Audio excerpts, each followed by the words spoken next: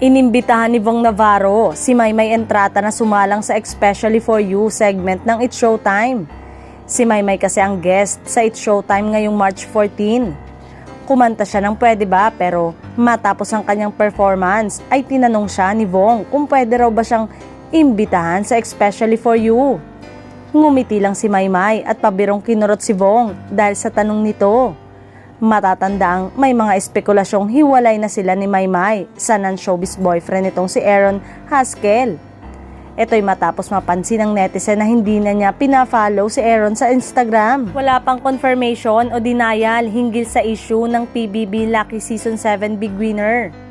Noong June, inamin ni Maymay sa Magandang Buhay na nahihirapan siya sa long distance relationship o LDR. Ang partner ni Maymay na si Aaron Haskell ay nasa Canada. Ilang beses nang nasulat ng patanong kung hiwalay na sila ni Maymay at Aaron. Bagay na walang sagot na makuha, kaya marahil ay nilagyan na nila ng tuldok dahil hindi na nila pina-follow ang isa't isa sa Instagram account bilang patunay na hiwalay o hindi na sila okay.